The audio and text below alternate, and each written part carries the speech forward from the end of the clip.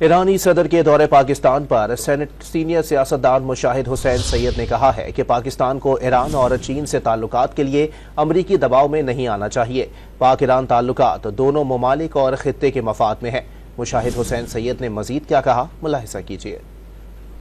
سمجھتا ہوں کہ پاکستان بڑی جلدی دباؤ میں آ جاتا ہے امریکہ کے۔